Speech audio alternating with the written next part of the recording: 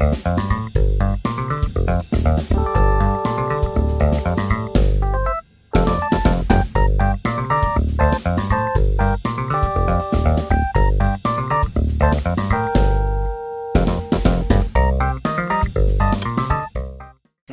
you very much. Yeah, thank you very much for honoring our invite. Also, we realize that these times are not like the easiest for people to move. Sure. So we don't take it for granted that you made the time to come. Your reign now is going to cross through academic years. Are you going to resign after a certain period, or are you going to pull a save on us? Not really. I'm pretty sure it can't really go beyond my term that I'm supposed to really be in campus, because given the fact that I'm already a finalist, perhaps I have to leave. This year, by all means, I have to leave and go. I am a medical student who is in final year. I'm in year 5. So, whatsoever the case, You will have to leave. I'll have to leave, because the current interns that are in the hospitals have to leave then, so that we will replace them. Yes, because the contract is usually 1 year. I see. Yeah. I see. So what does this mean? I know the last time I heard President Museveni speak, right? He mentioned that the exams were, they shouldn't happen because, again, the pandemic, the crisis had become too serious. Yeah. What does this mean? Are you guys still able to do the exams, or are they paused for now? Yeah, actually, no, the exams are paused right now, because now, for example, when you try to look at Makerere University itself, the university has not yet gotten the capacity to organize online examinations. However, our sister institutions elsewhere, some of them are already having that. But Makerere itself, it hasn't yet gotten there, because the last time I think it was post lockdown part 1, when we tried to do some online examinations, but it was indeed a havoc. That is the honest truth. Hey, and what is havoc in this scenario? Is it that people are cheating too much? Yeah, exactly. Okay, yeah, people are cheating so much. The system itself is not a sustainable one. It's on and off later. Then someone is unable to submit. Someone is unable to log in because of the too much traffic, perhaps on the internet. Yeah, I see. Something like that. I see. Yeah, but then what does this whole thing, what does COVID, for example, mean for students? When I was at university a while back, I think around 2013, 2014, when I was at university, part of what made my university experience extremely interesting was being at campus, right? Sure. It wasn't the schooling. I hated the schooling part of it, but being at university, participating in the chaos. There was no Red Beret then, but I hopefully would have been part of the Red Beret crew. Yeah.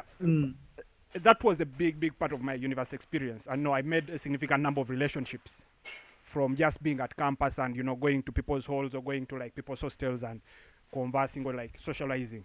What does this mean for now, since it's going over, it's going to cross over to this year from last year? The situation of, people living at university is not clear anymore. What does this mean to the students? And also, what does this mean to your office, because now who are you guild of if, the students actually at home? I'll begin by responding on maybe to the first one. I'll have mainly 2 responses. Yeah. Number 1, I would say, in a larger sense, it is really a disservice to we the students. We are being unable to be on campus physically is indeed a disservice not only to we the students but also to this country. Because I strongly believe there is nothing as important as networking, as socializing with friends. True. You socialize, you get to know someone, you get to know another. You're in medical school, you get to know another person in law school, another person in SEDAT, engineering.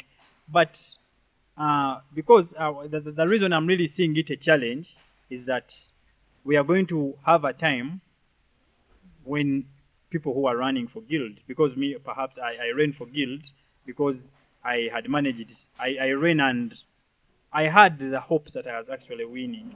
Because I had mobilized, I had a number of colleagues in SEDAT, I had a number of colleagues in COBAMS, I had a number of colleagues at education, everywhere. So in other words, I had really diversified myself in as far as networking is concerned. However, now with this kind of thing where people are supposed to study online, what are the chances you're going to meet someone from COBAMS what are the chances you're going to meet a law student? I see. Of which Makerere University, that being an institution, I largely think that that is the largest human resource base for this particular country, because it is a university with the highest population. Yeah. It is the largest human resource base. But then the people are not interacting. People are not networking. So it is really making it a challenge. Honestly, it is really making it a challenge. It is because people are going to finish school, fine, they have finished. They now are getting into the world, but they don't even know where to start. They don't know where to start. Perhaps they could have networked with someone who is better connected. Yeah. We get. But now they're at home. Then, now with to the side of the leadership itself, fine, I would say still there are things to do even when the students are not around. That is why personally I am still at the university, because you become a guild president of Makerere. In one way or the other, you have student, have administrator. Yeah. So you have a lot of engagements around the university itself, and by virtue of that position, you are a member of the university council. So meetings are ongoing, there are activities that are running, and students are also out there. They are complaining here and there. Like, for example, right now, we are having a problem. If I had also decided to go to my home and rest, what would happen to the students that are currently stranded at university, around university premises? Because initially this was a partial lockdown. It was a partial lockdown. People thought, after all, there are 6 weeks and it is a partial lockdown. I can go to Kampala, maybe hustle here and there. I get 5K, 3K, so that I can have something to eat. And in the same spirit, they decided to reside around the university premises, maybe perhaps with colleagues in rentals and hostels. Yeah. But currently, now, given that it is a complete and total lockdown, it is indeed posing a challenge. Yeah, exactly. So what are some of the approaches you're taking, for example, to mitigate some of these situations? Because, I imagine when I was still a student, luckily my parents are around here, so I can walk from university to my home. But, if, for example, my parents were staying inside Ginger, for example, as near as Ginger, this would be a real, I want to say, existential risk for me, sort of like Sure. I would be in a place where now I don't know how to go about life because I can't move. So what's the kind of thing that, I follow up to leadership and say, let me go to, Mr. Sempija for? What would be the thing that you can do to help me? Some of the challenges, I think it's entirely dependent upon the challenge that someone is facing right now. Because right now, the challenge we have at hand is the issue of stranded students, because the academic programs were put on hold. Yeah. One of the reasons academic programs were put on hold is that the semester policy is very clear for the university. It is very difficult for you to proceed to the next semester when people have not yet finished examinations for the previous. Okay. Now, we were at a point when, as a few individuals, due to the so-called staggered manner, a few individuals had actually done their examinations. Those are majority of the finalists, but then that is a small portion of the entire university. A number of students were beginning that Monday, and then our judge comes on Sunday, and he has to shock them that you cannot do anything. So currently, the academic programs are on hold. Even the university management itself is stranded. They don't really know what to do. They don't know how to go about it. They're asking themselves, so do we let those that had finished proceed to next semester? What do we do? But then, not all finalists were done. Like me, I'm a finalist, but I hadn't begun my examinations. Yet I'm a finalist, we get. So it is really challenging. So right now, because I would say as a leader in the university, the main problems that you'll keep on encountering will be either associated to academics. That is number one. Associated to academics, associated to welfare. We get. So right now, given the fact that now the academic bit is on hold, now we try to, even the greater portion of the welfare component is also settled because majority are at home. We get. So now we look at the remaining portion of the welfare. We get, and those are the students that are currently stranded. Those are the international students that were unable to head back to their countries. And I have been working with my entire students guild. We have been working tirelessly to see how best we could try to help these people. And good enough, the international students were catered for. They were provided accommodation by the university free of charge. Okay, that's good. But that all that was really so beneficial, and it was enough. Then it was a complete cake then when we were on partial lockdown. But now that we are on complete and total lockdown, now the question of what to put to the mouth arises. I see. We get. I know Nabanja is about to send 100K. I don't know if I'll get, but are you lobbying for some of those guys to be part of the guys who get? Yeah, exactly. That is, and I decided to carry out a survey. I decided to carry out a survey, and the survey was on, I think, from Monday. From Monday. Yeah, the survey has been on, so that we could try to ascertain the exact numbers of those students that could be stranded. And where are they stranded? Are they in rentals? Are they in hostels? Are they international students or they are nationals, our own locals? And in any case, what exactly do they need? Yeah. Do they need food? I see. Because we have a few females that are stranded. Their menstrual health is also very fundamental. True. Yeah. Then do they need transport to go back home? Because some of them were like, the transport fares were really heightened then. And the number of days that were provided by the government, by the president, they were really very few for these people to manage getting back to their homes. That is why many of them had resorted to staying around. Yeah. So when you when you try to look at all this, we have been collecting the data, and the survey was closed yesterday, and I think it has captured roughly 600 students, roughly 600 Makerere University students that are stranded around. And not only am I here to advocate for Makerere, because I am a student leader, I am a guild president of the biggest institution in the country.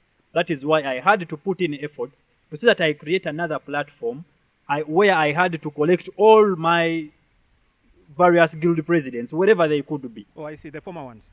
Or the ones the current ones for different universities. True. I had to get in touch with all of them, despite of their institution, how big the institution is. I didn't mind about that. Be it a technical institute, I had to collect all of them. And I think we are roughly 48 in total. Country, Yes, we are roughly 48. And out of the 48, we ourselves, we had to get a platform, because usually once we work together, you can really achieve greatness. That is the honest truth. Once you work as a team. And so I'm closely in touch with all of them, and I also urged them in their different capacities, wherever they have been, to see that they also do the same, just like I've been doing for Makerere. I see. And so basically what this looks like is you're coming out with sort of some joint action plan. Exactly. It's a joint action plan, so that we see how best to reach out to the relevant authorities. That is the office of the Prime Minister.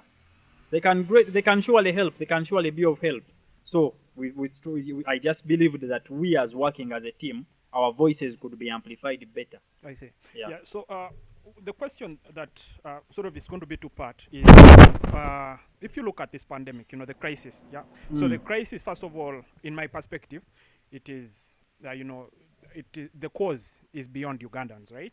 Sure. We have the virus. Rumors are that some laboratory scientists leaked it or something, or maybe some guy ate a bat. Whatever the source of the virus, right? It's not like valuable to speculate, but we have it now in the country, right? And now we have to mitigate it. We have to face this crisis and try to create solutions around it. If you're to give an assessment as a leader, where do you put most of the blame for failure? Unless you think it hasn't been a failure, sort of the response to the crisis hasn't been a failure. If you think it has been a failure, is it because the top has failed, or is it because the bottom has failed? Because if you look at this argument from two perspectives, yesterday Museveni was conducting prayers, and he said, that we can pray all we want, but if we don't sort of follow his strategy, quote unquote, right, social distancing, the things he's saying, right, basically sanitizing, If we don't follow that, then it's our fault that we are going to die. Well, he didn't say it's our fault, but he said, that's what he meant. He implied it's our fault, right? But then there is a lot of other people who say, if the health sector was catered for, prior the crisis, if all these sort of institutional things were in place already, then maybe we would have handled this a little bit better. Okay. Yeah, and for you, where do you lie on this? Personally, do you think it's yes, I would say it responded well? No, I would say it has been a fail. That is the honest truth. Because where we had part one was in place. We tried doing something. That could have been an alarm loud enough for us to prepare better. Yeah. Because part one came in, part one of COVID, the phase one, it came in, and people were in need of oxygen, ICU facilities, most of those things. And in one way or the other, this is something that we've not gotten treatment for. We don't have the treatment yet. And just because maybe I could say the political terrain and the political pressures had as well gone down, that is number one. And it wasn't so much of a problem, according to them. However, for them, they decided now to relax. Once you relax, I would say... And by them here, you mean the government? Yes, by the government. Yeah. I would say both sides have failed. Okay. Both sides have greatly contributed towards this failure. Yeah. Exactly. Both up and down. Because those up, but my initial blame will go, the greater portion of it will go to those up. Because I remember in part one, you cannot say that you're spending 250 million Ugandan, it was 250 billions to purchase face masks for all Ugandans. Yeah. I remember that figure very well, 250 billions. And when I try to go down, I try to look at a hospital like Chirudu National Referral, Okawempe. When you try to look at Chirudu, well stocked, the way it is, I am taking an assumption that these funds were not embezzled, that were used to construct Chirudu. It was roughly 31 billion. We understand. It was roughly 31 billion. Oh, I see. I actually didn't know that. Exactly. 31 billion. Because this is the information that is available to us. The official information, 31 billion. We get. So 250 billion divided by 31. That is building almost 10 Chirudus. Wonderful. You understand? Yeah. And I remember still around the same time, earlier we had a launch of new cities. You understand? Masaka, here. And what are some of the reasons why those places were made cities? First of all, they are overpopulated. That is number one. Why are they overpopulated? Because development has come. We understand. There is development. There is business. People can transact and get money. Yeah. So why don't we go and... Personally, I thought it was better that way. You get, we go and we decide to construct those Chirudus. We understand. They are roughly 8. We go and construct them wherever, in those various cities. I strongly believe that will not only help the health sector of this nation, but it will also help improve the standards of living for all the people that are living around those hospitals. Because hospitals, that is healthcare system. Healthcare systems they are attractors of development. We get, those are some of the things people will consider to settle somewhere. We get access to healthcare services. We get.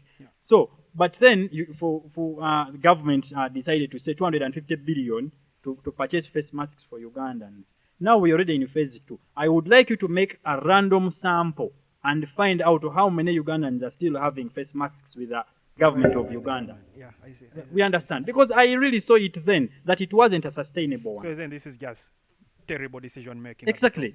Decision making is not good. Then Chirudu, that hospital still, standard-wise, it accommodates roughly 400 patients. Oh, okay. Standard. Okay. But now this being Uganda, it is not accommodating 400. It is accommodating roughly 800. You get 600 to 800 patients. So, you constructing one Chirudu to accommodate roughly 800 Ugandan patients, and then you're having 8 chirudus. Those are how many patients? We understand. Those are how many patients? Those are thousands of Ugandan patients. They have been catered for in a well-stocked facility. We get. Yeah. You've provided employment to doctors, to more and more doctors that keep on yearning that they don't actually have jobs. Yeah. Not even just doctors. Yes, I am getting to all of them. Yes, the pharmacists, the cleaners themselves, everyone depending on their level. Exactly their level of financial comfort and convenience. We get. Yeah. There's been also some skeptics, right? That and I don't know if I'm one of them or not. But if the first phase of this crisis, right, this was more for me like a TV disease, right? I would see people in Italy suffocating. Yeah, I would see in the US. I would read the numbers of big numbers of people getting infected and significant number as well, dying. In China, we saw sort of advantages of authoritarianism, how the government responded rapidly and managed to suppress the disease, but we saw everywhere else apart from Uganda, and people wondering, how can we be this lucky, right? How can we be this lucky? And for me, where this sort of confuses me is we have a global pandemic, right? That is terrible. And it has come, for me, I say in Uganda, it came at a place where we were, where we needed it. It would have helped, for example, that we don't hold an election, a presidential election, or, a political elections, which meant if we had to follow our constitution, that the old man would, for a period of time, not be the president. I don't know how, we would have followed that. But this pandemic waits for all of that to pass, and part of what people were blaming, again, your president, Bobby Wine, for holding rallies, right? Because, again, but by that time, it made sense because sort of the lockdown was being toned down. Things were almost going back to normal, yeah? Why is it that just immediately after, the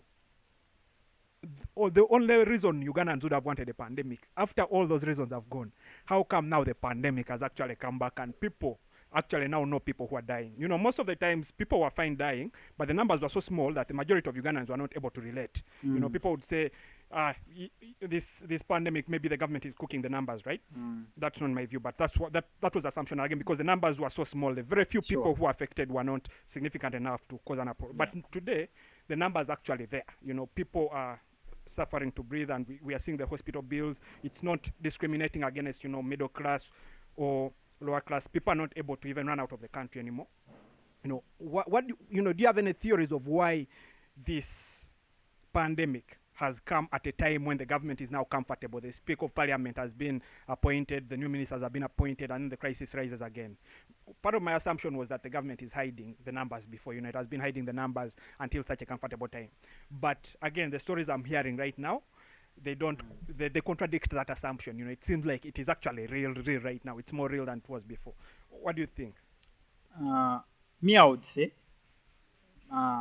initially, I would say the numbers were really too low. That is if we had them. That is why people could consistently keep on asking questions like, do you know someone who knows someone who knows someone who knows someone who knows someone who has died of corona? You understand? That is why I would say initially, I would say the numbers couldn't really have been that high. That is if we had some. We get. And I would say at that particular point in time, Uganda could have been either free from COVID or the cases could have been too low, not to the extent they were exaggerated. That is number one. Because the entire political game had to come in here and there. You understand? Yes. That is why because initially people were dying.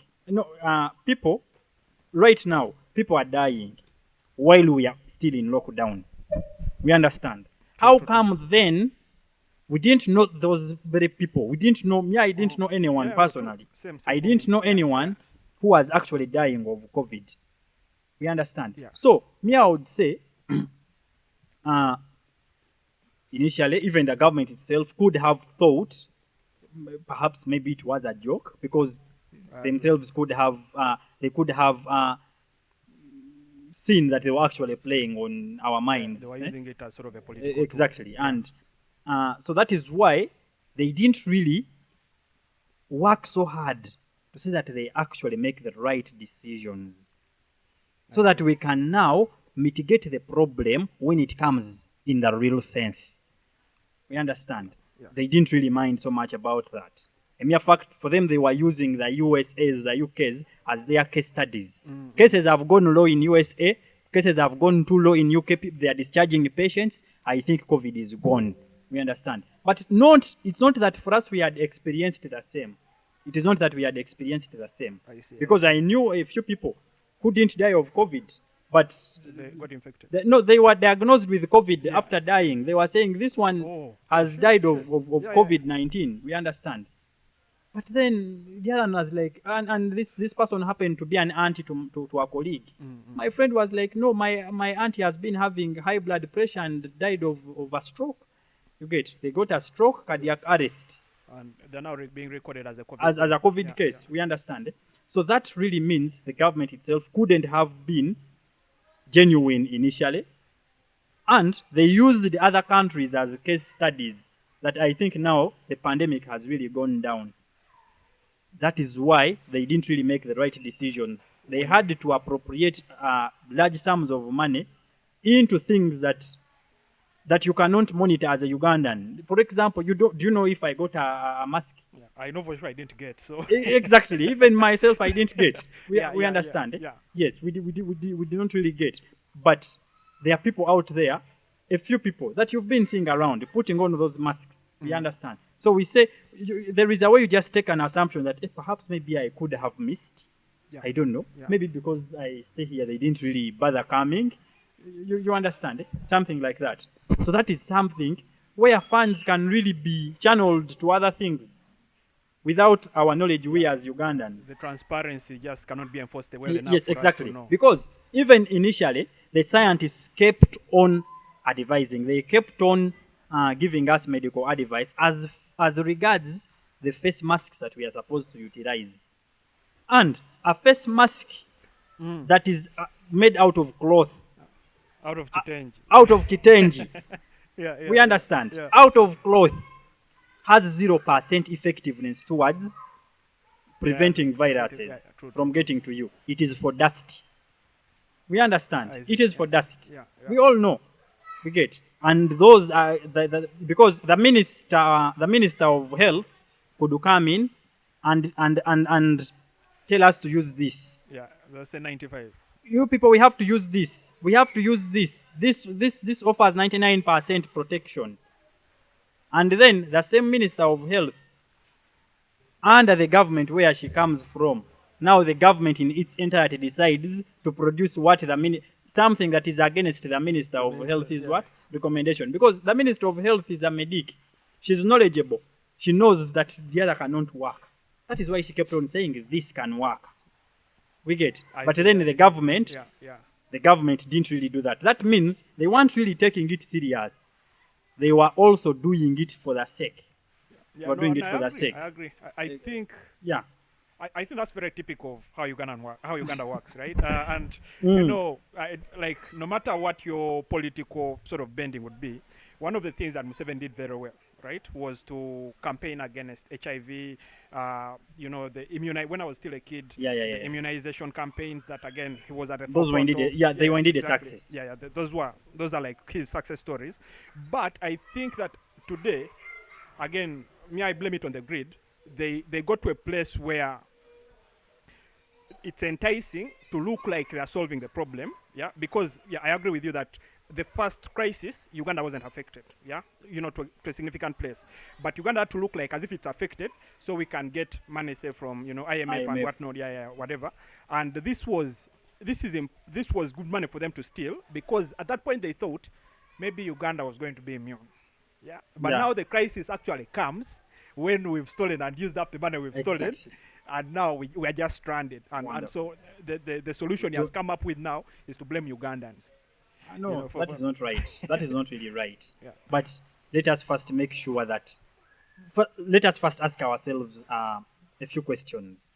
Are those ones that we identify as sick, are we in a position to treat them? Are we in a position to help them? The government is not in a position to help those that are identified as sick. then how do you expect to mitigate the problem? This is a pandemic. I see. We understand. How do you expect to? Because are we going to live on lockdown forever?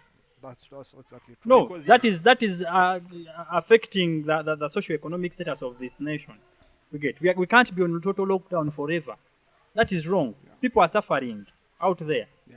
To the extent that I watched a video, I think it was recorded a few days ago. There is this gentleman who had gone to the streets. I think he was selling perfumes. Oh yeah, I read the man with I think he has the legs don't function well. No, actually, the other one, they were functioning very well. Yeah. I saw him. He was, then they were telling him, you're not supposed to be here. They were telling him, police guys were telling him, please, you go back home. You're not supposed to be here. Guy refused. He was like, do you think I would be here if I had something to eat at home? I wouldn't really be here if I had something to eat. My wife has just given birth. She didn't have what to eat. My baby didn't have what to eat. And you're telling me I'm not supposed to be here. Yeah, exactly. I'm supposed to be home in lockdown. If you kill me, you kill me. It's entirely up to you. Me, I'm not going anywhere. I see. I think you understand. This is very similar to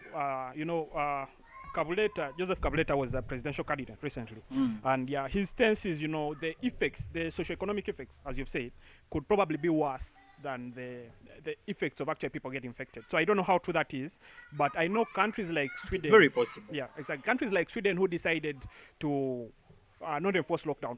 At first when it was even terrible in Europe, right? Who decided we are going to treat this without actually trying to enforce rules that will affect the socio-economic status as it is, status quo, right? These countries somehow, for some reason, managed to register less and less cases and deaths compared to other countries like Italy that enforced total lockdowns, which is tricky. I mean, I know we can't compare ourselves to Sweden because they had the health sector that can actually treat people. So, there's also that where we can't, it would be risky for us to rely on Mulago to help us if we got sick. But yeah, there's some case studies that, the lockdown approach is probably not the most effective, right?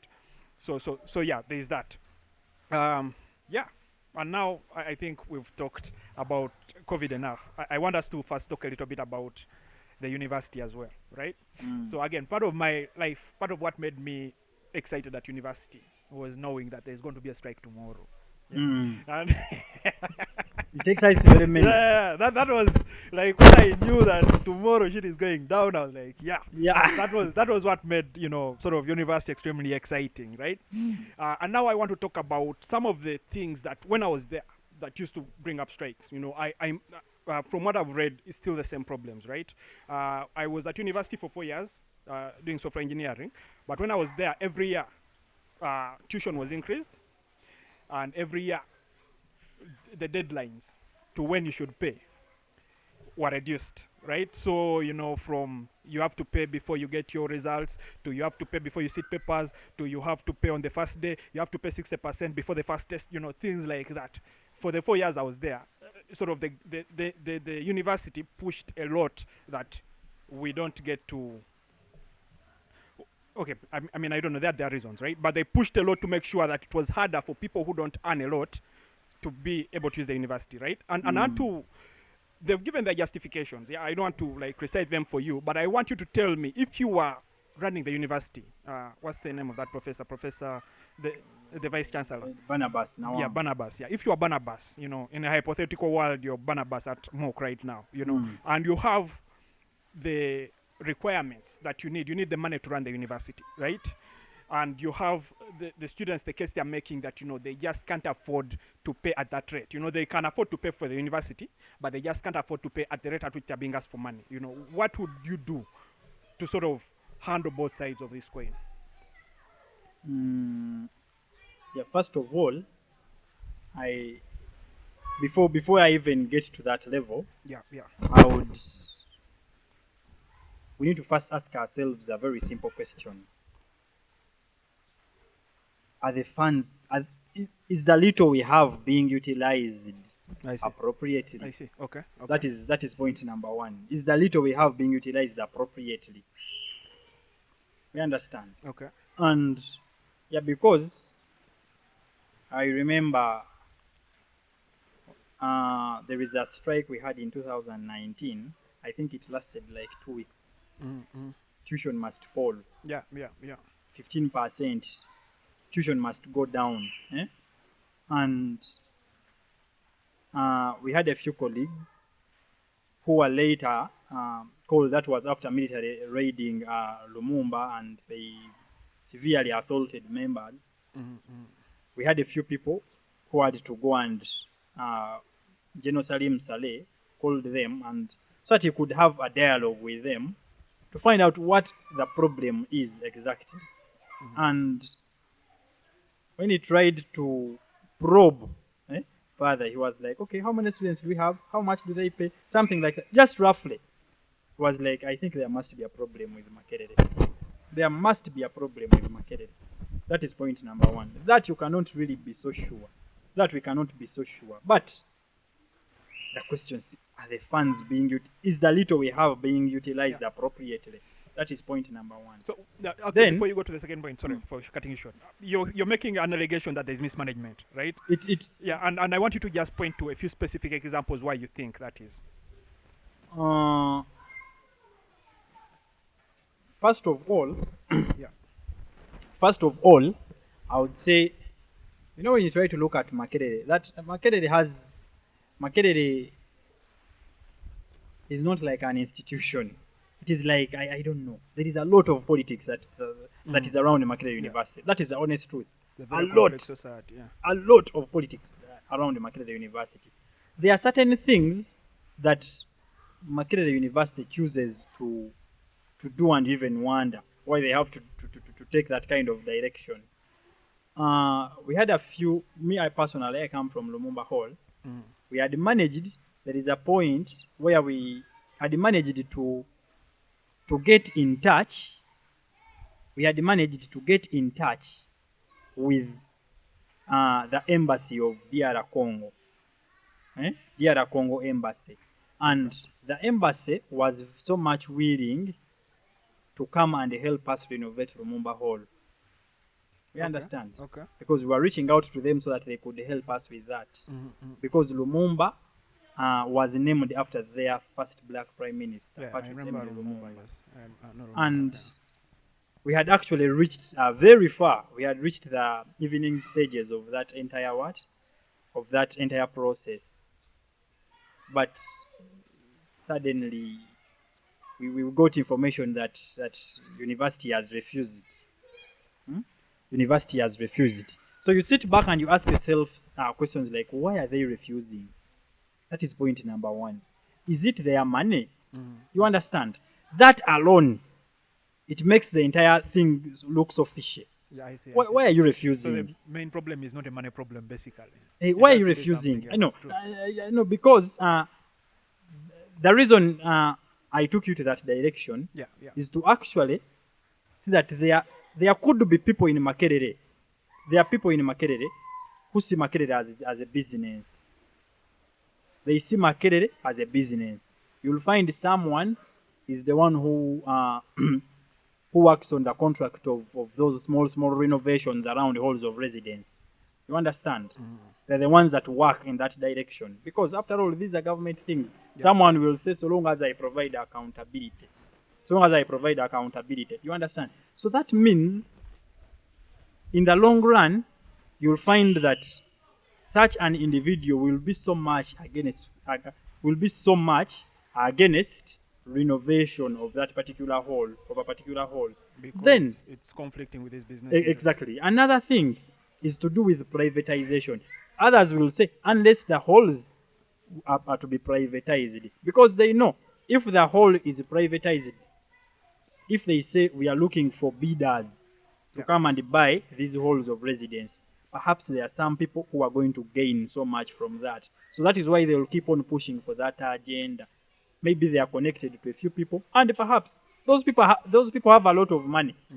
They have a lot of money. Yes, perhaps they also have their money, and they will pass through someone else to come and say, yes, I want Lumumba. We understand, eh? So Makerere itself it's very difficult to understand most of these things when you just look at them plainly. From the surface, Yes, from the surface. It is really very difficult. You need to always ask yourself questions. Just like the government. people are asking themselves. A number of people are asking. There is a someone who was seeking my opinion as regards the appointment of Right Honorable Nabanja. They're like, because people were raising questions, they were like, because we strongly believe these are posts for people who are very, very, very, very, very, very pivotal. You understand, eh? And so I responded to him by saying, they were only in a position to ask such a question. You're only in a position to ask such a question when you're not really analytical. But once you're so analytical, you try to think about most of these things. It is very difficult because a mere fact that you, who is a lay person, you're saying Nabanja is not fit to be in that position. Do you think government has not thought about that? Politics has a lot of things that happen in the back end. Behind the curtains, you understand? That is what they have accepted you. That is what they have allowed you to see. That Nabanja is the right honorable prime minister of this country. So me, I always want to sit down and ask myself those questions that are unanswered by the layman. You get? Because layman will be like, now, why are they? You cannot really say Nabanja is going to be the prime minister. Leading government business. Leader of government business. You understand? But politics, there is always something that happens behind the scenes. But this is also very keen to Museveni's sort of philosophical approach to politics, right? And I think it's a book by Miriam Matembe, I forget what the title is, where she explicitly mentions, right, that when Museveni was meeting with them and, they were asking why, what's the name of the lady from Busoga who was the first, who was the first vice president, woman vice president? Speciosa. Speciosa. So, they were in there, again, sort of the deep state meeting, talking about, why Speciosa is the vice president. If anything happened to the president, Speciosa would have to become the president. By the time it still looked like, the government was democratic, right? And what Museveni told them was, do you guys really think that these people I'm appointing have power? This is, for him, he called it political management, right? and so most of that for me, it doesn't surprise me a lot. But so what I'm looking at, again, where I think we've also failed is we failed to point out specifically, for example, say the case for privatization, or the case for Nabanja, right? We failed to point out specifically, why this is bad, right? Because there could be an argument for two sides, right? I could sit here and say, if we privatize the halls and there are clear business interests, we've seen capitalism as sort of, and again, you may not be capitalist, but personally I lean slightly towards capitalism. But I'm saying we've been at a place where I've seen, capitalism comes in as a good solution for complex societies, right? Where there are clear profit interests. We say, because now it requires the government to spend a lot of tax money hiring people to manage Lumumba, just so we can accommodate students. Why don't we just let someone else who has money buy the government out, take this property, all is it for 99 years, and then let him decide how much students should pay to use, and let him decide how he wants to manage it. And in a situation where Lumumba is not well maintained, then the government, this guy, his business has failed. He's a business failure. Some other capitalists will come and take on from him who has better ideas, right? So that's one way to look at it, right? And the obvious other way to look at it is, when I was at university, for example, halls were the designated accommodation for people who got government scholarship, right? So if you go on university by taxpayers' funds, then you also get accommodation. And the most affordable accommodation at that point was you get to the hall, right? If you privatize the halls, that means the government has to pay extra money to meet this entrepreneur's fee to afford to live government-sponsored students to live in those halls. Or, he has to give them some sort of accommodation to go and rent somewhere else, which is definitely, to some people, would be inefficient, right? So I mean, there are those two arguments. But again, if we fail to articulate why the position of these should stay as property of university is clearly better than this should be privatized, then people who have political interests, people who actually lobby decision makers, the businessmen you've been talking about who are going to go and pay Barnabas to table this, or who are going to pay the other guy in that committee to front it, those people will also have an argument And on top of having an argument, they'll have the mechanism to actually lobby. This is just how the complex society works. Everyone has their own interests, but how do you manage to live together? Yeah, and so I want to also hear from you, like what would be your case for not privatizing these halls? Yes, first of all, I would say, if these halls are privatized, number one, we anticipate they may actually become unaffordable to a common Ugandan. Yeah.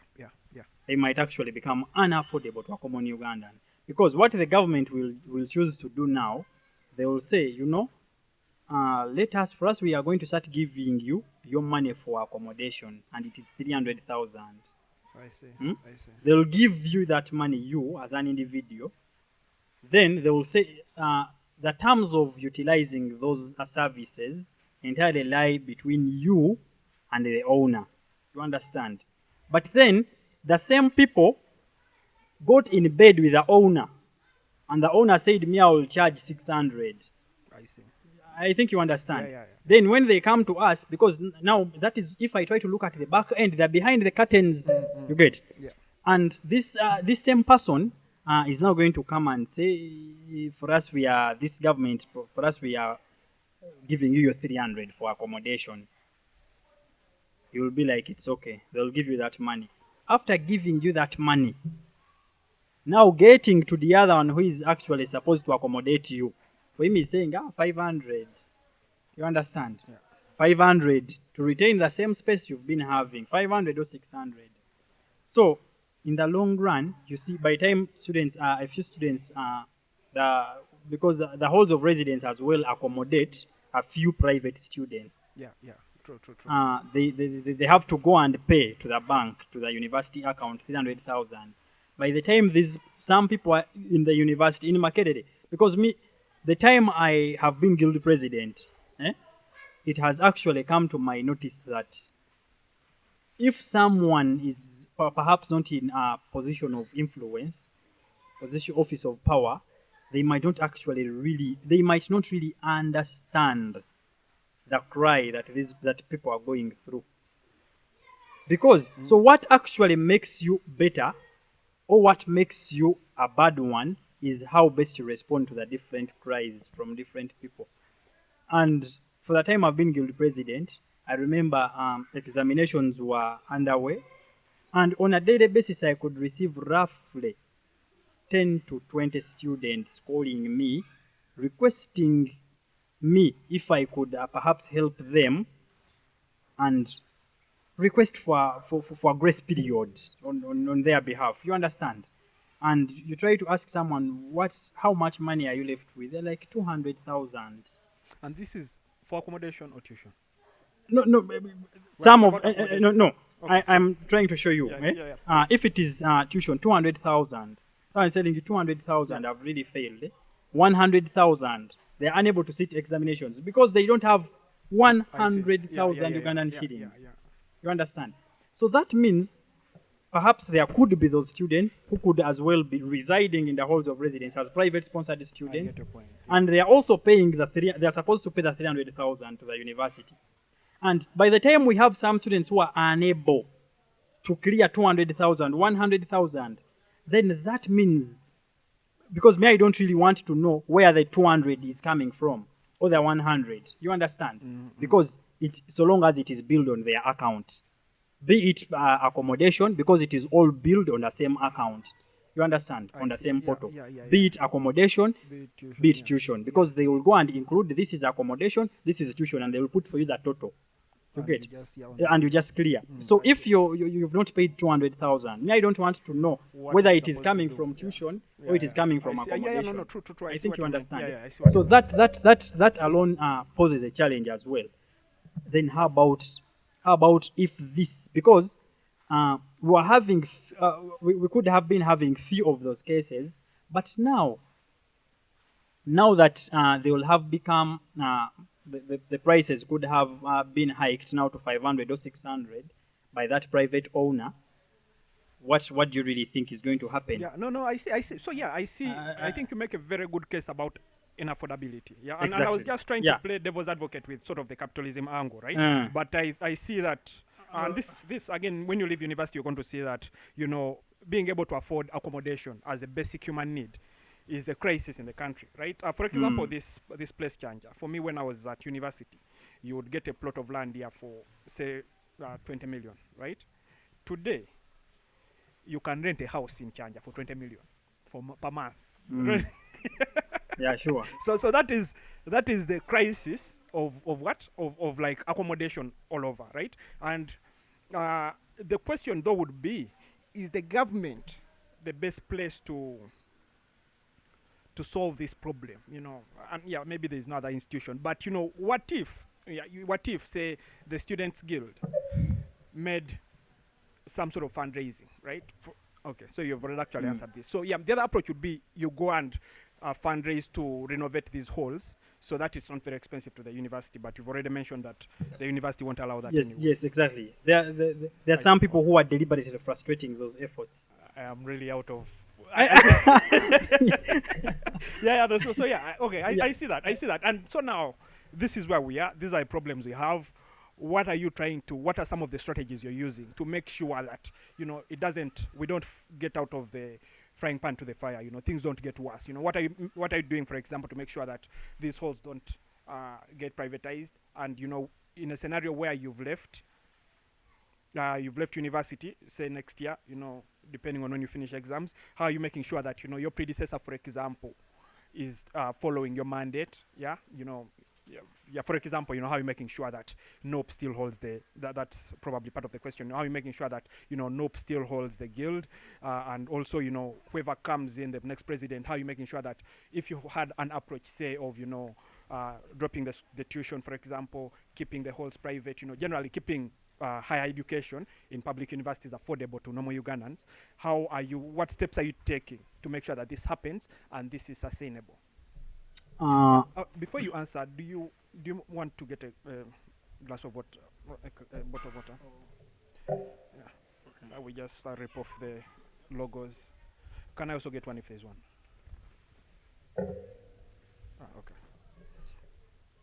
Okay.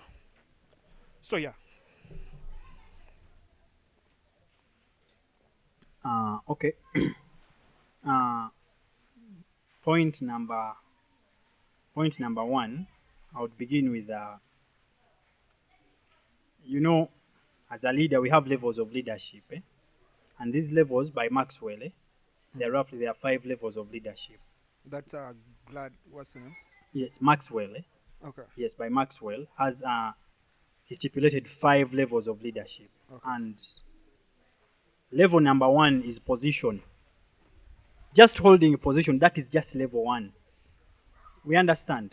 That is level 1, position. You get. So, if you're on level 1, a mere fact, you're guild president, because in any case, people are appointed day in, day out to become leaders. You understand? Someone is appointed. So that is why it is not, you're not any special just because you have a position. I think you understand. I see we still have so many levels to go through until you reach pinnacle. That is the last one. You get. But what entirely dictates and what informs all of that is what have you done while holding that position? That is question number 1. What have you managed to do? Because I strongly believe as a leader, because once you're in level 1, people will be following you. People can, once you're just a level 1 leader, people will follow you by default just because of your position. Yeah. But what have you done to make sure you're that leader that will automatically influence people? That will automatically influence others. People will follow you willingly. You understand? And that, first of all, your track record can dictate. That is point number 1, your track record. Then, point number 2, and this is actually very important, and that is a problem that we are still facing, we as Africans. It is to do with your capacity to produce the next leader. It is very important. Yeah, true. How have you groomed your society to pick out other leaders? We get. Yeah. You need to build a robust structure. That is the honest truth. You need to build a robust structure that you're going to use to get other leaders. You understand? If you get a leader, if you yourself, you get a leader, and that leader has actually been your efforts. You've been mentoring. Actually, I have a number of students that I'm mentoring into this. They want to be DRCs. They want to be leaders at different levels. Yeah. Yes, because I strongly believe that is one of the best ways to retain influence. That is one of the best ways to retain influence. You have to invest in your time. Where need be, you invest in even resources to make sure, because this what we want to achieve actually is not, it's not about next year. It is not about 2 years from now. You understand? This is a very gradual process. This is something that we have failed as Africans. Majority of Africans, we have failed to do this. We have failed. Everyone who gets a position, once they get into the position, they think they have made it in life. That is all we get. But me, I strongly believe. By the way, me, I'm so passionate. I am a very passionate person when it comes to good leadership and governance. I see. Yeah, I am a very passionate person. That is why I think today, if I identify a student today who wants to run for GRC, and they're actually capable, and I'm seeing capability in them, what I need, because the only academy in politics, the only academy for politics is participation. You just participate. Yeah. That is the academy. Yeah, okay. You understand? Yeah. You just participate. That is why they will say the qualifications is senior 6, despite of what you scored, despite of the combination you are doing. So that means this is a career that is not tied to abilities to do with class. That I did BCM, I did PCB, I did Hague. You understand? Just have senior 6. You get. That is basically to act as a sieve. Yeah. So that we can have a few people, and above all, you're going to be deliberating in English language. You get. So I strongly believe, let us just do it. Let us do it gradually. Let us go slowly. Identify a student who wants to run for GRC, just like I've told you. I'll try as much as I can to empower them so that they can participate. Once they participate, they will have entered the academy for politics. Because it is very difficult to come from the blue and you say, I am running for guild president. That is the honest truth. It is very difficult to come from the blue and you say, I'm running for president. It usually becomes quite challenging. Yeah. You get. But once you keep on participating, because me have been participating since primary. Oh, okay, I see. You get. Since primary, I've been participating. But every time you participate, okay, you learn something, and you actually try to be like, okay, I think I can actually go for better. I think I can go for better. You understand? You keep on moving like that. You get. And that is the only way, because we have so many people that are actually so scared of even appearing on ballot paper. They're like, me, how can I appear on ballot paper? Yeah, I see. You get. How can I appear on ballot paper? But that actually goes with the time.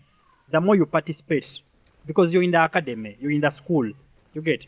So I know if I empower a brother, if I empower a sister today who is having ambitions of running for GRC or for running for anything, we understand, and I try to empower them, I know I am grooming my own political career.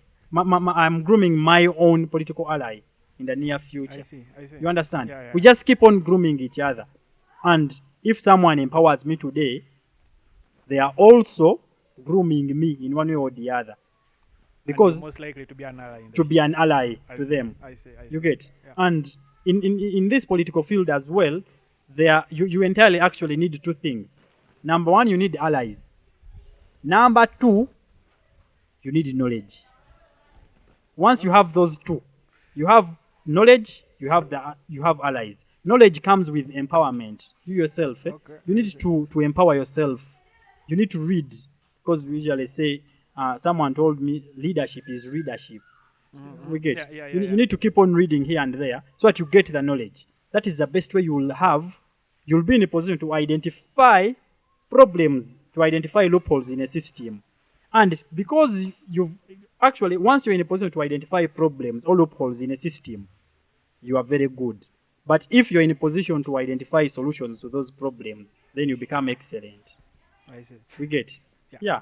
Historically, in Uganda's political climate, we've seen that people who don't, say, for example, you're extremely articulate and, you've sort of thought through what you want to be as a leader and all that. But we've seen historically that people like you don't go very far in Ugandan politics. Yeah. So because of the kind of patronage we have, you find that those politicians who are, say, more populist, or the word is who seem more incompetent. Yeah. That's the word, right? Those seem to be the politicians who, like, how the guys who have the power to put people on top tend to front, right? And I don't know whether I read this on a book or I read someone's tweet, but someone was analyzing Museveni's way of governance, right? And his biggest threat as him is competence, right? So if you show that, you're capable of actually doing things, then you become a threat to him. Like he is. And he has to push you down so he can bring someone, like when you see Sese Kandi becomes vice president and literally no one in the country knows what he does, right? And Kadaga starts becoming prominent in parliament, and now they have to make sure they, because that is a signal, that's a sign of competence. They have to make sure that she sort of goes on the side. And when you see, like, Bukenya, he's actually a doctor. He's going to, like, he'll be very soon. But Bukenya came and everyone thought this guy is a medical doctor. This probably would have been Besigye, but Besigye showed that he's too competent for working with Museveni. But Bukenya, when he came, he became like this doll. He would start mimicking Museveni. He would try to talk and sound like Museveni. Like, you see the kind of people that Museveni brings closer to him are mostly people you'd consider to be idiots, right? And anyone who tries to signal any sort of competence, those guys are pushed far away. Either they work for, they work under incompetent people, just so, they're kept in their place with their competence, or because if they have a service set to provide, or, they're kicked out of the system altogether. Yeah. And I'm wondering, if you, as a guy who, you've started your political participation in primary, as you've said, and now you see this is the trend, are you looking towards expressing more of your competence, even if it's actually a risk in politics, And I know you're a noob guy, but we are going to talk about that later, right? And I know you're a noob guy, but, in Uganda, still, if you want to be a minister, I'll give you an example. For example, in FDC, right? What's the lady's name? OHT, the lady that was appointed to be a state minister, right? Because I'm FDC, and I was in FDC a lot way before. I participated a lot in the 2016 election, right? And most of what was said about her, I wasn't surprised when she was the kind of person, she didn't, no one talks about her as an extremely competent person. I would say that, to be very polite, right? And for me, it wasn't surprising that she was, the kind of person that was picked as the person in opposition or in FDC who has been in talks with Museveni. I remember Museveni mentioned once that we are in talks with everyone, including FDC, but the people in NOP, they are not, and they meant her, in this case. But no one is surprised, really, that, she's the kind of person who would have been pinpointed. And, even if it comes to you, right? Say you get to a place where that you have real strategies that can help, say, our medical institution, medical ministry work, yeah? But for you to get to become the Minister of Health, you have to, and maybe you're young, maybe by the time you become to that place again, the man's time would have run out, yeah? Wonderful. But that's what I thought when I was young, but, the man is still here. So I would say, hold your hope. But, when you get to a place and it's still Museveni, and he still has his metric of choosing only incompetent people to sort of take on positions of power, are you going to start acting incompetent to... Okay. Thank you so much. First of all, from that very analysis you've given, it is actually against the same analysis I managed to make and decided to subscribe to something different and not his. I see. You understand? Yeah. Because you'll find, you ask yourself, how many NRM members of parliament do you see day in, day out being in a position to articulate matters of national importance? There are very few. They get a few. They have a few really intelligent people that I acknowledge. Yeah. You understand? They have a few intelligent people, but those people are usually just empowered to do that. And I would say one of the problems we are still having, because this is an entirely failed system. This is a failed system, we have to agree. Yeah. It could have been a darling before, but it has now become a failed system, to be honest. Yeah. You get? I agree with you. Yeah. Because why do you think it has failed? Remember, the longer you stay, now you start telling us, when people start complaining about current banning issues, you start saying, Tuarete Mirembe. You understand? 2021 to 1986. Wonderful. I think you understand. I agree with you. Now, it's as if you're saying Uganda, we have reached where we are heading. And so, we should be comfortable because something in the past it was worse. In the past was done. I think you understand. And the biggest challenge we are having, because I have a lot of hopes. I have a lot of hopes with the ongoing civilization. The political trend will eventually change. It will eventually change. You understand? Yeah. Because the political terrain then, when we had a few literates, is no longer the same as now. I agree. Yeah. Because at some point we had we never used to have multi-party system. Actually, me even up to now, I sit down and think about it. I'm like, what was wrong with the people? Are they okay? You understand? How can you tell me I can only belong to that political party? It is very stupid and vague. You understand? It's very stupid and vague true. that I have to belong to a single political party. That is very stupid. So, with the ongoing civilization, literacy levels are going up. You understand? Literacy levels are really going up, by the way. You get? They're really going up. People are going to school. That means, in one way or the other, we are trying our level best to catch up with those that could have exhibited better democracies. You understand? Those that could have, those that perhaps have, like Sweden, USA, those are countries that are actually scoring so high with the democracy index. You get? They are really scoring high. So, the mere fact that we are also trying to follow their footsteps, perhaps in one way or the other, we could be learning from them, and we shall eventually get there. I am very hopeful. I am so hopeful with that. But what we actually need as a country, we need civic education. Civic education is lacking. Our people are not knowledgeable about their political systems. People are not knowledgeable about their political systems. And I could have the audacity to say this could have been deliberate. You understand? True. I think it is. Yes, it is deliberate. Because the mere fact that at some point we had political studies studying from senior 1 and it was scrapped off. You understand? Political science at university level.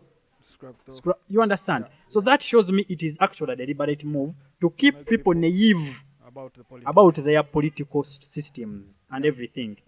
And those countries that have managed, those states that have managed to exhibit democracy, people are actually knowledgeable about their political systems. That is why in USA, you'll become a president. When you're becoming president, you say, I want to do A, B, C, D. At the end of the term, people will hold you accountable. You said you want to do A, you want to do B, you want to do C. How far? I think you're really scoring too low. We are not taking you back. You understand? There are few people that were really, because me as an individual, I would really say I don't really so much agree with Trump's way of leadership. I don't really agree with it. And I used on a number of occasions, I used to argue with the colleagues. I used to argue with the colleagues. You understand? That me, I don't really think that is okay.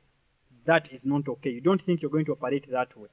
Once you choose to operate that way, eventually, those you're dealing with politically conscious minds in the USA, those people will eventually kick you out. And to some point, we had to place in bets as like, I am pretty sure with the why USA, Trump will want to go back. Because people will always hold you accountable. You said ABCD. What have you done? Yeah, But yeah, now you've actually caused more harm than good. That is why they will opt for another that may actually obviously seem a replica of Barack Obama. I see. I see. You understand? Yeah, I see what you mean. Yeah. I want to recommend you a book, and I don't know if you've read it. There's a book by an American professor called Steven Pinker. The book is called Enlightenment Now. And in this book, he's arguing that, things are not as good as we want them today. Yeah. But if you look at data, from the past, things are generally getting better, right? Better. Violence is going down, health is getting better, people are living longer, things that were those days accessible to, say, only the very few privileged people like kings, for example, air conditioning, kings had servants who would like, yeah, right now everyone has like, almost everyone has air conditioning in their houses and things like that. And, he makes a solid case about, how, if you compare it to the past, if you were to be born at any other time in the world, you'd want to be born today, right? Yeah, today. Exactly. Yeah. And one of the things that one of the cases he makes about democracy, which I think is very similar to the way you think, he says, even the countries like Russia, like Uganda, for example, that are not actually democratic, the only way they manage to stay stable in the global scope is to pretend to be democratic. Wonderful. Yeah? Because they are also convinced that democracy is the only reasonable governance that is possible, right? And like, when you say that, I know the government, for example, has definitely kept us politically ignorant intentionally. What Museveni is doing with institutions, for example, making the wife head education, and that's just one of the many things, A lot of other things, all institutions are sort of very inept. This is all intentional, just so it can solidify power while still pretending to be a democracy. Yeah? And by the fact that it's still pretending to be a democracy, it's sort of a glimmer of hope that, even he knows that, there is no other way of governing the country but democracy. Yeah, and of course you can fool people. I don't know what that was, Rogan. You can fool all the people all the time, but you can fool some of the people some of the time, but you can't fool all the people all the time. And eventually, we are going to tell him, either be accountable, get out, or God will help us with that, whichever one comes first. Yeah, and that's entirely true. So this is very interesting conversation to me. And when I was at university, I don't know if I was, my mind was at a place where I could have these kind of conversations. I'm very, very impressed by the level of conversations we're having. And I want to just understand, you as a person, what's your life philosophy? What are those, what is your daily routine, for example? What are those values that you hold, for example? What are the things that you say, this, if I was in a scenario like this, this is the sort of set of rules that I would follow to live my life. Who is this? Yeah, what is this for you, for example? What is your life philosophy? Number one, me as an individual, I think all that first gets back to who I am, me as a person, and what really informs who I am is what I am interested in. We understand what my interests could be. And me as an individual, I am so much interested in policy analysis. Oh, okay, I see. Yeah, I see. policy analysis, then political strategies, those different things, political strategies. Then leadership, governance, you understand, democracy, Pan-Africanism. Those are the things I really cherish so much, because at times I look at very many things that the various imperialists are doing here and there, and it actually disheartens me so much. And I'll get to that. Yeah. But another thing that I actually, on top of that, agriculture. Oh, okay, I see. Yes, I am so much interested in agriculture as well, because why do you think very many people actually think agriculture is not for the land class? The land class will have to go to their office, sit in air conditioners, which that I disagree. As an individual, I disagree, because once we say agriculture is a backbone of this country, by the time the government is also in a position to say agriculture is indeed the backbone, to acknowledge that it is a backbone of this country. Yeah. You understand? That means there is still magic in that sector. That is the honest truth. There is still magic in that sector. Because in the long run, what do we need as individuals? What do we need in life? You get? People need money. That is number one. Yeah. Save for politicians. We who want politics, we want power and money. You understand? Because by virtue of you having the power, in one way or the other, the money component will as well come as you move along. We get. You need power, you need money. You get. And if anyone could have gotten an opportunity to have a test on those two, that is really the best thing. You get. So if we actually need money, but another point that really gets me disheartened is that the same government that acknowledges agriculture is the backbone, it doesn't want to empower the sector. You understand? Those are some of the things that really get me perplexed and confused. We get. Because with with agriculture, and I actually urge so many people, if you have an opportunity to get involved in this agriculture thing, please you do. Because this is one of the sectors where you're going to make your money clean without very clear taxes that now you pay this percentage of money, you pay this percentage of money, you just get there. However, maybe I will just say, let us modernize the agriculture. Let us modernize the agriculture. Processes and the techniques. Exactly. Yeah. Fine, I would say I'm interested in agriculture, but I don't go personally to start digging. You get. But I look for remedies. I look for ways. How would you do that? Where you're capacitated, you as an individual, you try to take up a few technologies. Oh, I see. Okay. You try to take up a few technologies here and there, but very many people actually think, because me personally, for example, my father is a businessman, so that is why I also have that business component in me so much, because I think I started working with my parents way back in primary 2. In Chikubo. So I have grown up to have been raised by business minded parents, but my dad is actually one of the greatest inspirations I have in as far as that direction is concerned. He's one kind of person who will do almost everything so long as he tries to calculate and it is an opportunity that could raise money. He will surely go for it. I see. He will surely go for it. If they wake up one day and they say, if you start, if anyone who is perhaps rearing butterflies, they are becoming rich. Tomorrow, very early in the morning, he will wake up and start setting up that. I see. You get? Because that is what we need. The long run, we need money. But I don't really want this mentality of we thinking, because so many people usually say education is the key to success. They used to tell us that thing so much. Education is the key to success. And now people are saying, okay, fine, we understand education is the key to success, but perhaps the padlock was changed. You get? Perhaps the padlock was changed. We retained the key. Yeah. We are still holding the key very firm. But success changed the padlock. But the padlock, I think, was changed. You get? Yeah. And I would say I don't entirely agree with that. Okay. Because one of the problems we are having is that people think if they go and study software engineering, they are specifically supposed to do software engineering. They are dropping away all other opportunities that the fact that they went to school has brought to them.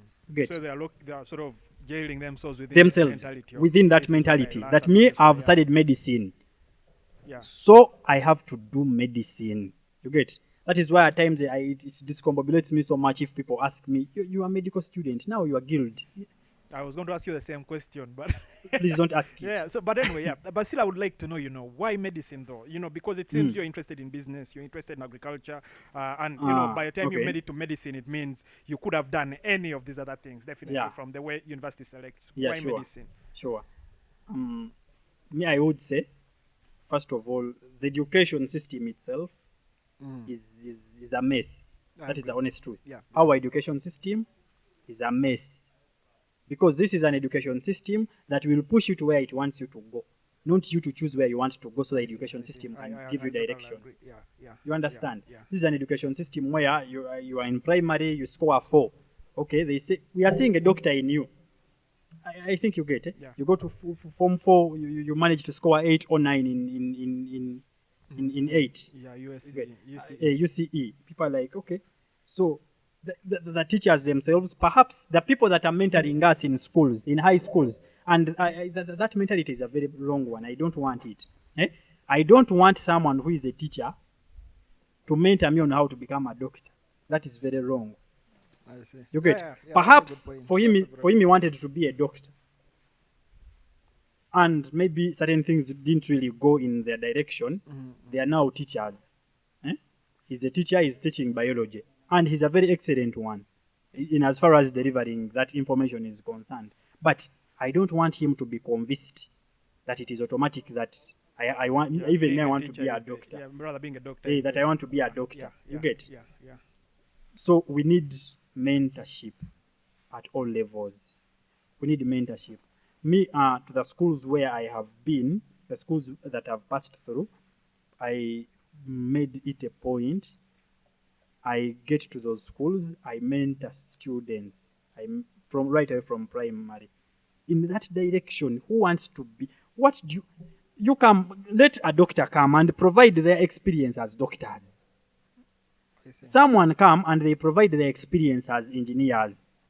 These pupils at primary level, these students at secondary level will make an informed decision. Yeah, I see. We understand? Yeah. It's not that that one teacher, for him is a teacher, is going to say, you have to be a doctor, or you be an engineer, or you be a lawyer. For them, they have their list. That I don't agree. Because you will find there are people who are actually doing so well with their horticulture. You get? You'll find there are people who are doing so well with their horticulture. So well. Yeah. But then it is very difficult to find a teacher in any of those schools. You sample randomly who is going to say you go and do horticulture, you go and do fisheries. But there are people who are doing so well in those fields. We get? So I believe there is lack of mentorship. That is to say. But initially, me as an individual, I think I wanted to become because I even remember when I was very young, someone asked me at some point in school, when they used to ask, what do you want to be in future? People say, I want to be a doctor, I want to be this, I want to be this. Me, I said, I want to be Museveni. You understand? I was very tiny. I said I want to be Museveni. Even right now, up to right now, my teachers still remember that. You get? They're like, this man said he wanted to be Museveni. You get? Because what I wanted to mean in the essence is, I think I want, I need to have power in one way or the other. I want to, you get it? Yeah. And then later when I became more conscious, I was like, no, I want to be a lawyer. Oh, okay. I want to be a lawyer. Now it is what I wanted. And then the education system had to dictate where it wants me to go. I see. You get? Yeah. So now you've done this way. Now, that the education system, in the same picture, with someone who wanted to be a doctor, and he's a teacher, they are now mentoring me how to be a doctor. I see. So I have now to opt for biology, chemistry, math, and in the so doing, I am now in medical school, and fine. I would say I am okay with it as well. Will you be practicing? Yes, I am okay with it, and that I will say it's entirely dependent on the tides. Oh, I see. Remember, I told you, I don't have that mentality that I have to do this. This is what I have to do. That is why even right now, even if I tell some people, remember I told you what we are looking for. We are looking for money. We are looking for power. Me as an individual. That is what we are looking for. So where I get any of those two, I don't have to be rigid. Yeah, I see. You understand? I don't have to be rigid that I have to do this. That is why I get to some point I tell people I'm like, no, I think even if I don't practice, it is okay. I will do something else. You get? People are like, hey, now all these 5 years will be a waste of time. Who tells you I've wasted time? You get? I've been in university, I've networked. Why do you say I've wasted time? That's true. You understand? I've been in the university and I've managed to be a leader. I'm guild president. why do you say I wasted You're time? wasting time. You You get. have a friend called Davis Musabus. I don't know if you've heard of him. The guy who runs TMCG, Rocket Health. I don't know if you've seen those banners. Yeah, of Rocket Health. Yeah. Yeah. So he has I've seen them. well, it's not very similar, but he has a similar story. He went to do medicine again because he was just a boy in school and people told him what to do that. Well, no, maybe actually for him he wanted to do medicine. Yeah. But after finishing his course in medicine, he realizes, what he's actually very good at is business. Yeah, and so what it decides to do instead is to set up these institutions around health, and those are problems he wanted to solve. If the healthcare system is terrible, but he doesn't. For him, he didn't want to be a politician, so he's like, I'm not going to wait to be a politician to solve this.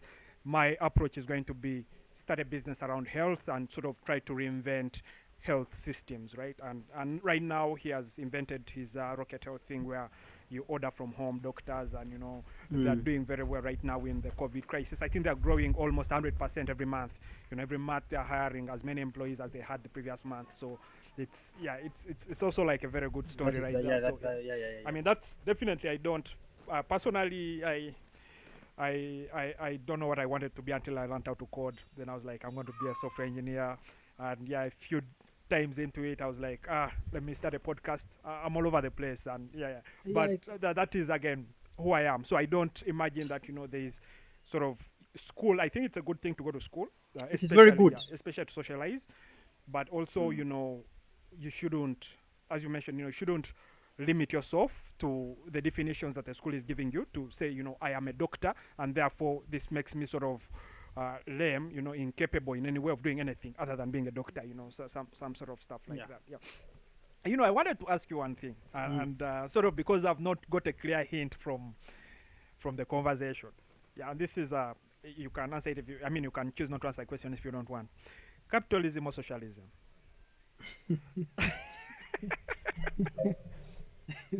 Yeah, where do you fall? Because I've tried to pick that in the conversation. That wasn't very clear to me. Yeah, I guess that is why, even to be honest, even myself, I cannot really choose a single side. I see. From all those. Yeah. Me, I believe in once we identify something we can borrow from either, we try to borrow, and we see how best. What we need to achieve in the long run is the community at peace? How is the community? Are people progressing? You get? So in one way or the other, if there is a way we can try to strike a balance, we try to look at this, then we look at another. They're like, okay, depending on A from capitalism and depending on B from social. When we try to weigh, I think let's do this. Let's go with this. I see. Yeah, that is why I may not really be so specific to a single one. I see. Great. It's entirely so long as we can achieve well-being for the societies where we belong. That is the ultimate goal. Yeah. No, I am totally on board with you. Are you familiar with blockchain? Not really. Okay. So right now, and I want to rush through this because I want to ask you something very specific. Right now, the way our money works is, the government prints money, decides that, tender from serial number this to serial number this is legal tender, and you can use it to exchange, basically. Money is a good in itself, but it's the most demanded good. So you can stock money, and then you can always use it to exchange it for any good you want, basically. Yeah? But this money is only valid because there's a guarantee from government that it has legalized it. Yeah. Previously, it was backed by gold, so governments would print out receipts. Basically, people would mine gold, and there were institutions similar to what we have as banks right now that would tell you, instead of moving with your gold over, from say Sahara to sub-Saharan Africa, let us keep your gold for you, and let us give you this receipt to just show people down there that you have this kind of gold in our institution, right? And then those people out there would look at the receipt and say, yeah, okay, so you have gold worth, say, 1 million, and we're willing to exchange that gold or half of it for this amount, right? We'll talk to that institution and travel the gold, basically. That's how it works.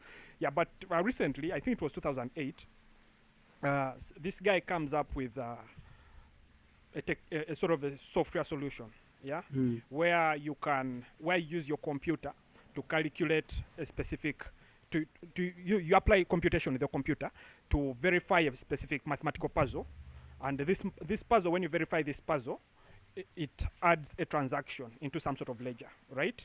So the sort of short and small of this is this guy reinvents money in a way that it can work on a computer, right? So right now, what was the issue before with using money as we have it right now on the computer is, for example, if I have a digital 200 shilling coin, yeah, and I send it to you via WhatsApp, and you give me something, I can still send a copy of that coin to someone else, because the computer, you can always duplicate something as many times as you want, right?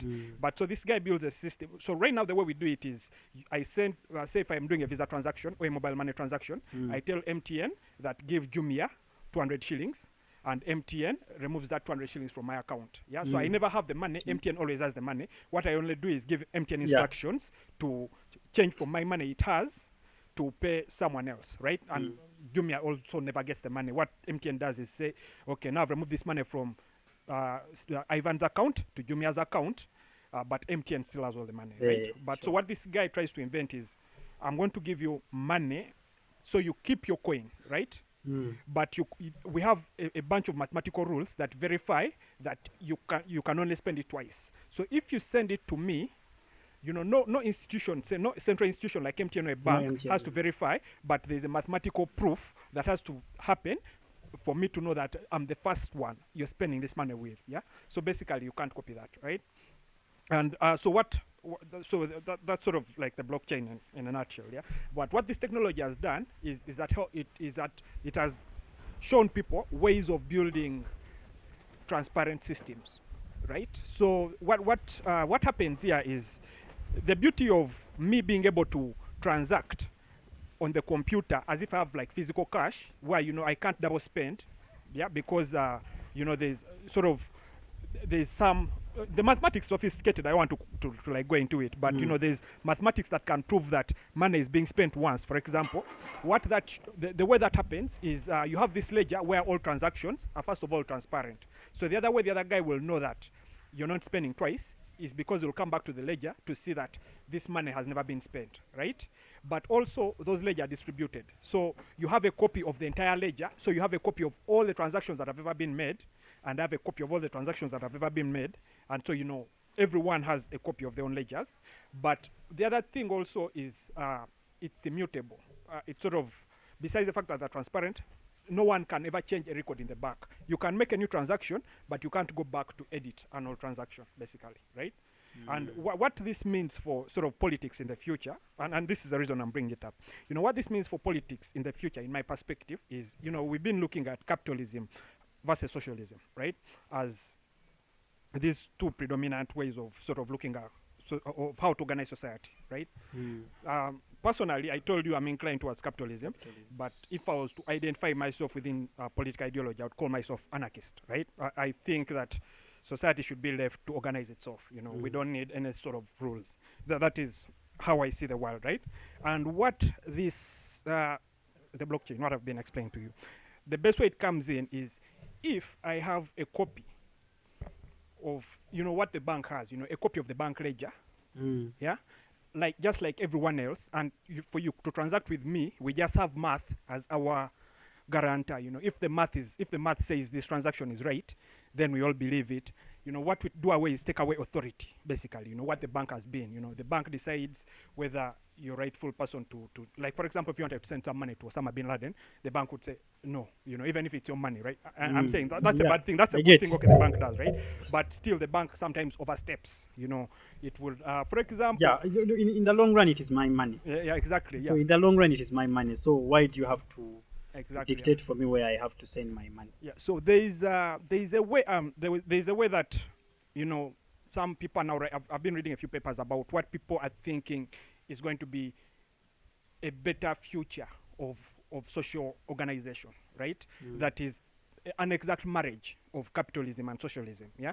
Where, if, say, for example, in the crisis we're in right now, where the priority shouldn't be hospitals making money, the way the capitalists would see it, but the priority would be making sure we cure the people, or, all the money we have, we repurpose it to this purpose of eradicating the virus, right? Virus. Yeah, but in times when everything is fine, then, society has repurposed itself to make sure that those who are most inventive, people who actually provide solutions to problems, thrive. If you figure out a way of helping farmers produce better genetics, you deserve to be paid for your invention, and you deserve to become rich because of that, right? For example, in a time where people are thriving, right? In a time where there is famine, then we become more socialist, right? And so that's basically what I'm saying, is that if you want, I'd recommend to you some of these books where I think people are trying to you should. reinvent. So I try to look at them. Yeah, people are trying to reinvent social organization that is just beyond what we considered, historically to be capitalism versus socialism, and that's sort of mostly why I appreciated like your answer about striking the balance between those two. Yeah. So the last question that I want to ask you now, as we sort of conclude the conversation, is the legacy, of Ivan Sempija, Guild President of MAK. Yeah. What is it that if you've done, I know when you were a kid you wanted to be Museveni, what is that one thing that, at that point, say you're 90 or whatever age, God calls you, at what point would you be when you say, you know what, I've lived a good life, I'm glad that I did this one thing, or, two things, what are those things that you think, if you died before you did them, you don't have lived a fulfilled life? Personally. Yeah, you personally, yes.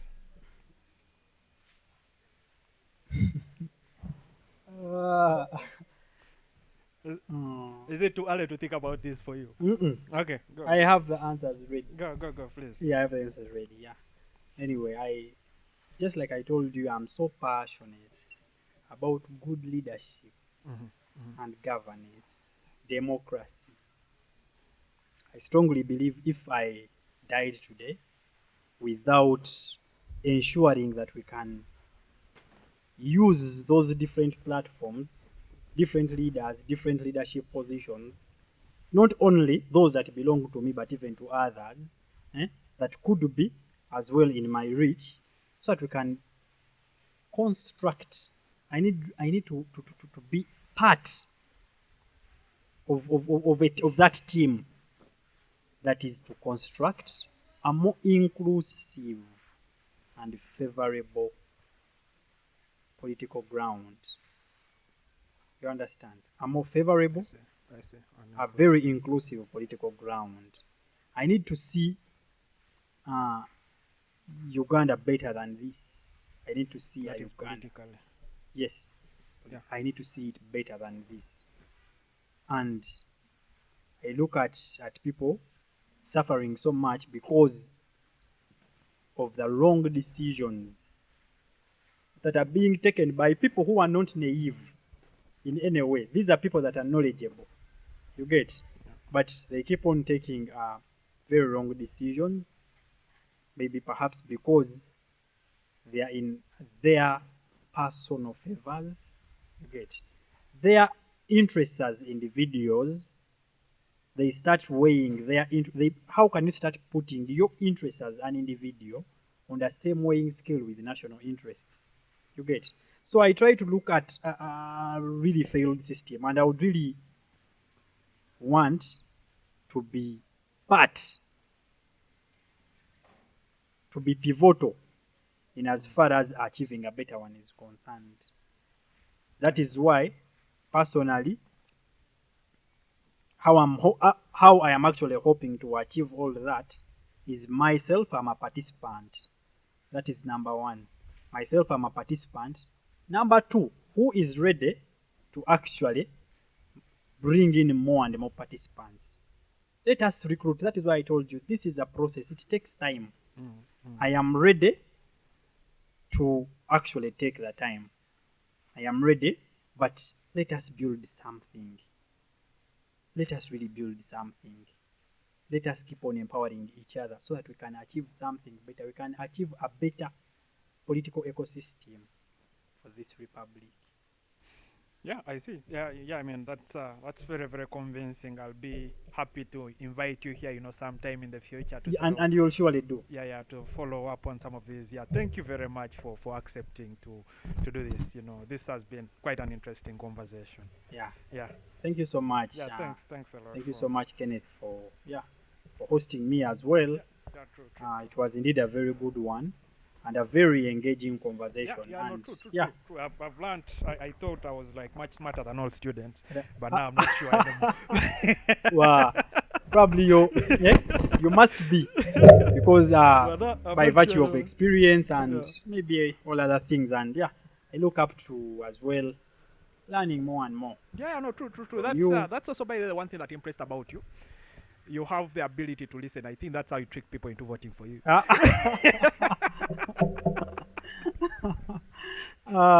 Okay, thank you so much. Thanks. Yes.